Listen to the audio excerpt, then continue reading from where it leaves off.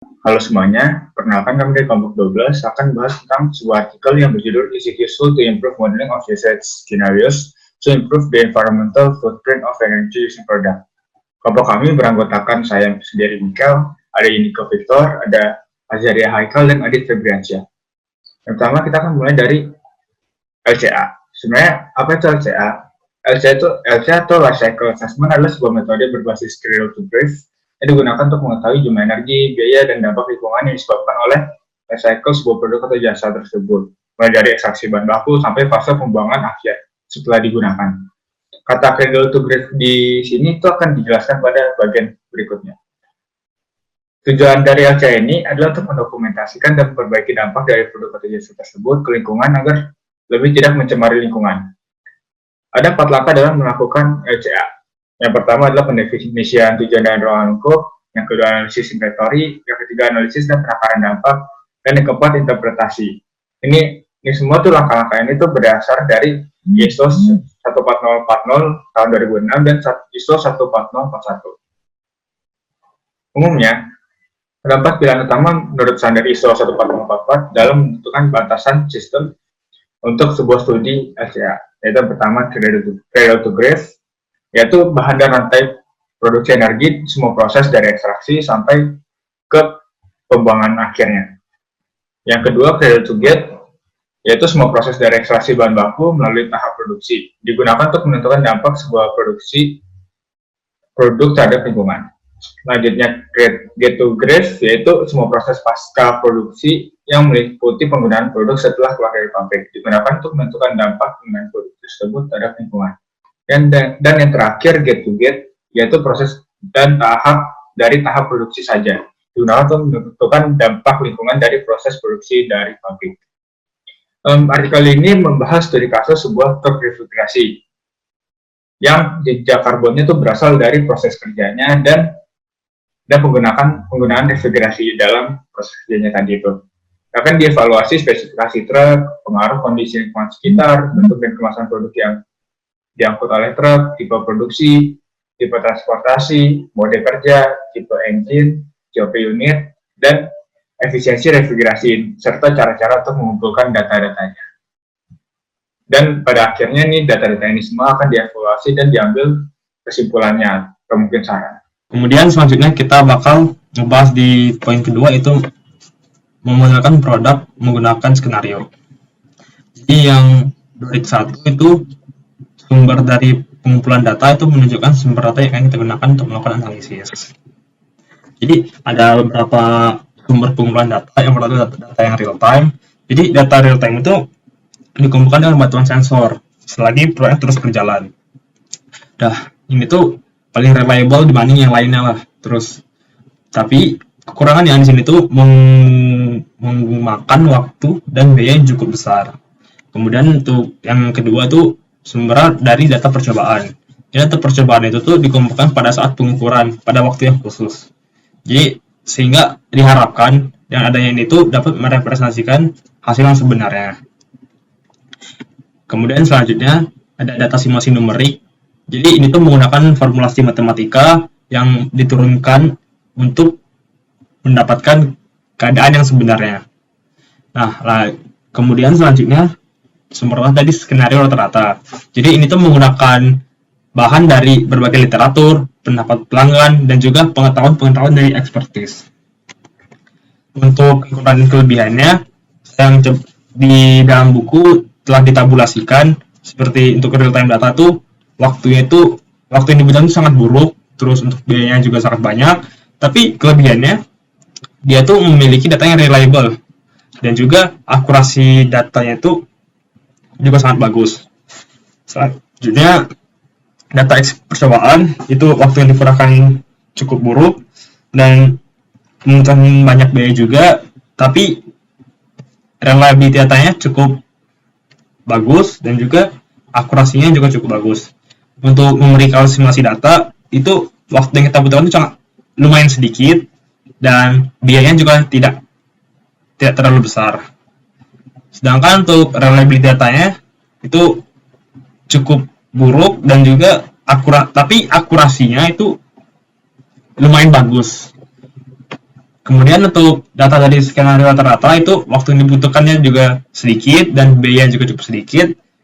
Tapi reliability datanya itu sangat buruk dan juga akurasinya juga sangat buruk. Kemudian tadi kan di data kolektif atau pengumpulan data itu menampilkan pengumpulan data yang akan kita gunakan. Jadi dalam melakukan identifikasi data itu kita akan melihat parameter-parameter penting yang dapat mempengaruhi environment footprint. Itu harus diidentifikasi terlebih dahulu. Itu seperti teknologi, terus partisisi dinding, penyetelan temperatur, mode operasi, dan yang lainnya. Nah, ini tuh ada grafik dari pengumpulan data. Jadi ini tuh berdasarkan, ini tuh grafik directed acyclic graph. Jadi itu tidak ada umpan balik dari pengiriman datanya.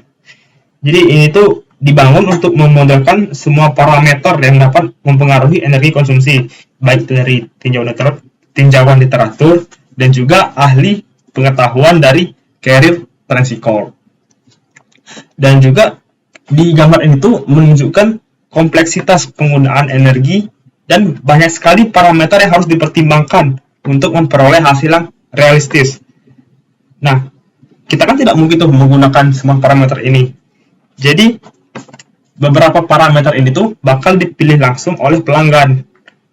Akibatnya, penyetelan parameter berarti memahami seluruh apa yang dikehendaki oleh pelanggan. Nah, jadi di sini tuh kita hanya memilih sedikit parameter untuk dianalisis berdasarkan pemilihan pelanggan dan juga pengalaman expertise tingkah laku pengguna. Dan kebanyakan parameter yang digunakan itu ya seperti itu saja yang digunakan dari literatur saintifik. Perkenalkan, saya Yuniko Victor 131170122 akan menjelaskan poin 2.3 dan juga 2.4 tentang skenario yang digunakan untuk penelitian di makalah ini. Studi tentang skenario, kita ambil dua skenario, yaitu experimental data dan juga average skenario data. Di sebelumnya, tabel 1 ada 4 pilihan. Pemilihan dua skenario ini karena lebih murah, menjaga reliabilitas dari data, dan juga memudahkan peneliti dalam melakukan penelitian. Kemudian di eksperimental data ada 9 skenario, average skenario data ada 2 skenario, sehingga totalnya adalah 11 skenario. Di sini kebocoran refrigeran tidak dibahas, walaupun dampaknya besar terhadap lingkungan, tetapi yang dibahas hanyalah konsumsi energi yang digunakan.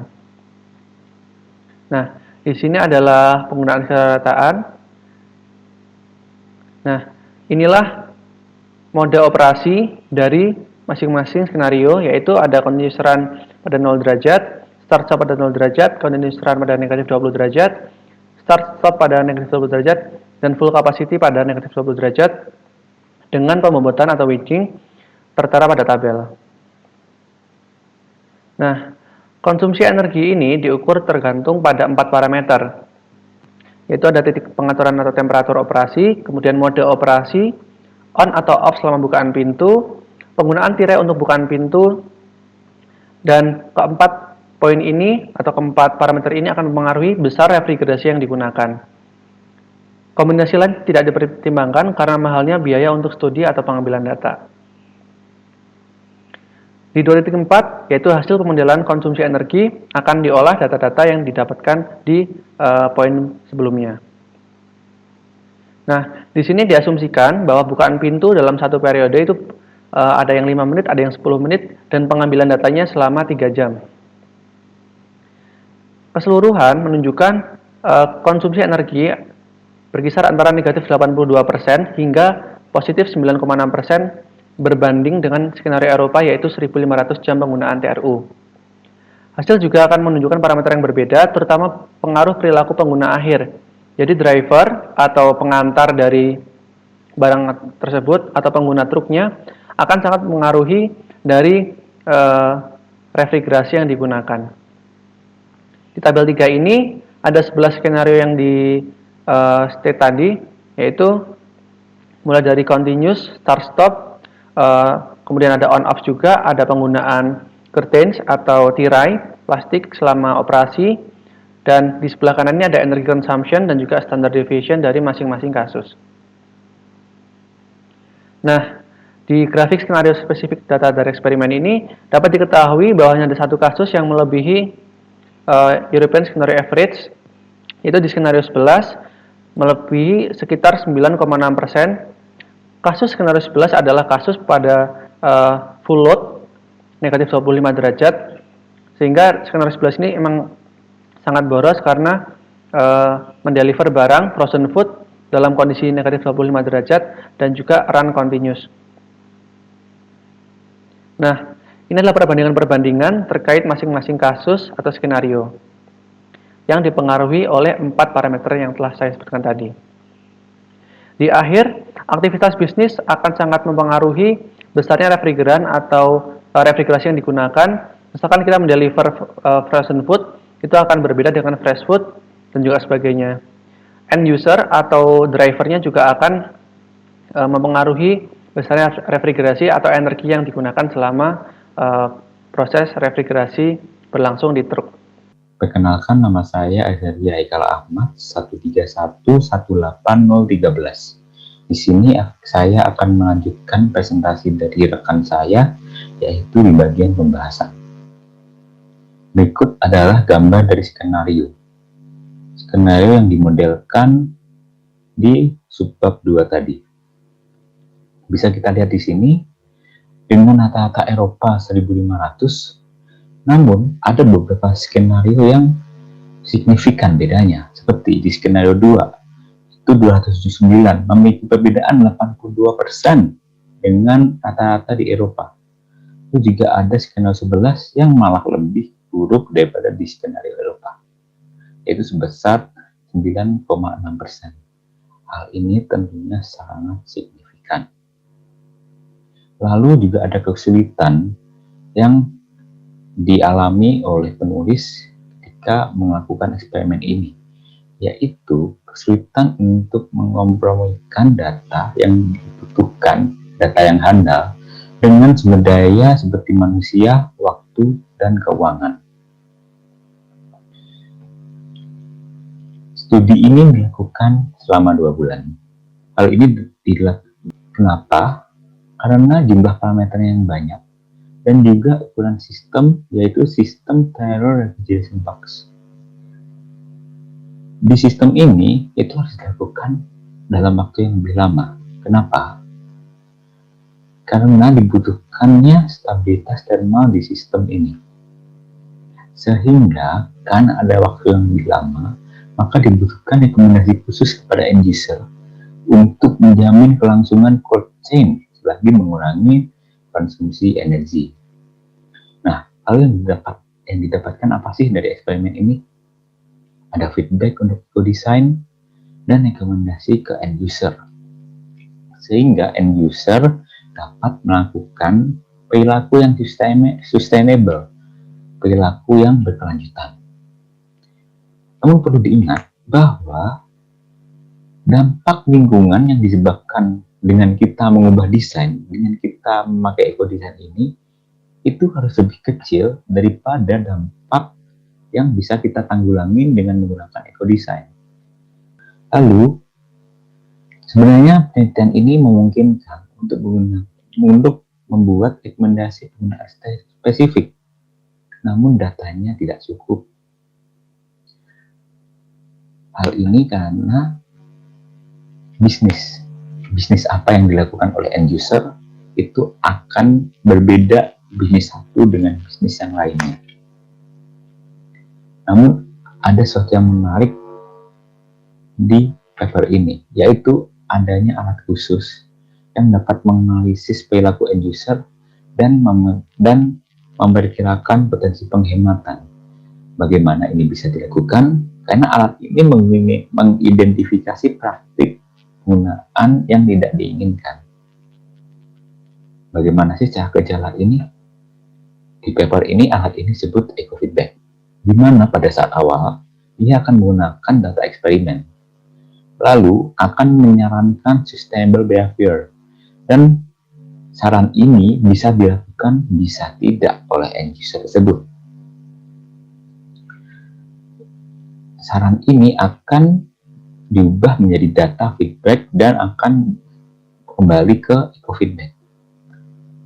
Setelah adanya feedback dari end user, data eksperimen tidak digunakan lagi.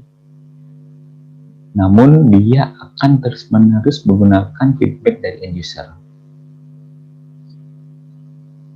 Dan selagi ini siklus berjalan, eco-feedback juga akan memberikan informasi konsumsi energi dan environmental footprint end user.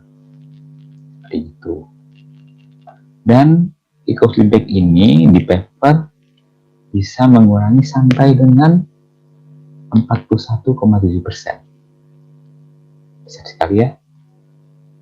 Lalu simpulan apa yang bisa kita ambil dari paper ini? Yang pertama, penelitian ini membandingkan konsumsi bahan bakar rata-rata berdasarkan penggunaan TRU. Jadi TRU sebagai studi case-nya, studi kasusnya untuk mengidentifikasi konsumsi energi berdasarkan parameter-parameter yang berbeda. Parameter ini bisa ditunjukkan dengan 12 skenario tersebut. Penelitian ini bertujuan untuk menunjukkan pengaruh dari pemodelan konsumsi energi terhadap environmental performance dari produk yang kita teliti. Dengan hipotesis, pemodelan konsumsi energi ini berdasarkan eksperimen dapat memberikan pemahaman yang lebih besar tentang pengaruh dari berbagai eksperimen. Jadi semisal ada data A, itu dapat memberikan pengaruh lebih. Gitu. Lalu untuk hasilnya, di sini memperkuat hipotesis ya, di mana dia itu penting untuk memberikan rekomendasi penggunaan khusus kepada end user. Seperti yang tadi Wibi bilang, ada banyak bisnis. Semisal bisnis A, berikan rekomendasi A, jangan berikan rekomendasi B. Seperti gitu. Ini lalu juga untuk saran, penting untuk meningkatkan pemodelan skenario dan pemodelan life cycle inventory dari konsumsi energi. Maksudnya apa? Di sini kan cuma ada 12 skenario tuh. Di sini diharapkan pada nantinya ada banyak pemodelan yang baru sehingga nanti kita tinggal menggunakan datanya saja untuk data awal yang tadi untuk eco-feedback. Namun juga perlu diingat bahwa pemodelan yang dihasilkan dapat mengurangi berapa itu harus dibandingkan dengan sumber daya tambahan yang diperlukan untuk pengumpulan data. Maksudnya, apakah pemodelan ini worth untuk dilakukan? Semisal penggunaan energinya cuma misalkan 10 kW gitu, apakah penting untuk dikurangi? Seperti itu maksudnya. Jadi itu adalah total dari paper ini. Sekian dan terima kasih.